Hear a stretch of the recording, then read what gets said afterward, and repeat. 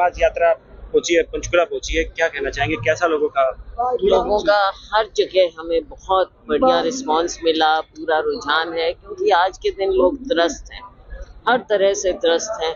पूरे देश को आप देखोगे उस परिप्रेक्ष्य में देखो तो जो बेरोजगारी है, महंगाई है, और महंगाई से भी कोई भी वर्ग ऐसा नहीं है जो आज के दिन दुखी ना हो। लेकिन अगर हरियाणा के कोने कोने की हम बात करें, हर जगह सबसे बड़ा मुद्दा नजर आता है, जो हमारी बहनें हमको कहती हैं, नौजवान कहते हैं कि जी नौकरी तो दिलवाओ, कोई नौकरी नहीं मिलती।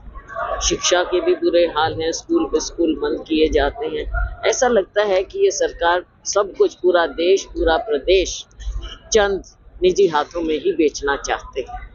आम लोगों के लिए कोई जगह नहीं है, और लोग बोलने को भी क्या, जब चुनाव आता है तो कभी राम का नाम लो, लेकिन लोग समझ रहे हैं। हमें पूरा विश्वास है कि आने वाले समय में हम भी लोगों को जागरूक कर रहे हैं और लोगों की बात भी सुन रहे हैं।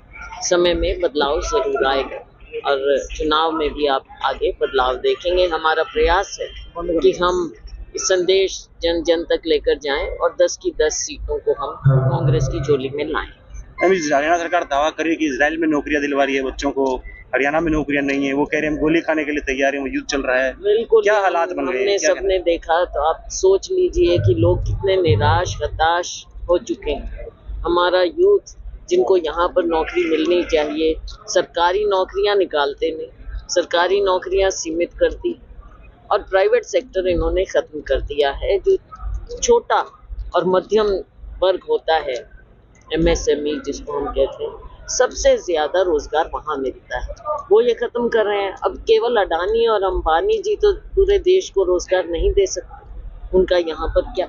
तो हमारा यूथ जो है, अब देखो, अगर एक पीढ़ी खराब हो जाती है तो पूरे देश पर कितना असर पड़ेगा, पूरे समाज पर कितना असर पड़ेगा। लेकिन इनको कोई चिंता नहीं है। एक और नशा है, एक और दूसरी तरफ शराब की दुकानें खोले चले जा रहे हैं, नौकरियां मिल नहीं रही।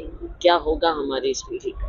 दीपेंद्र हुड्डा जी ने कहा है कि ईडी काफी परेशान कर रही है भूपेंद्र सिंह हुड्डा जी को, सरकार ईडी का गलत इस्तेमाल कर रही है। तो ईडी को आपने देखा, चाहे आपका मीडिया है, चाहे राजनीतिक लोग हैं, चाहे आपके जो उनकी बात नहीं, उनकी जबान में नहीं बोलते, तो सबसे बड़ा इन्होंने आज के दिन हथियार बना रखा है ईडी को, IT को, CBI को।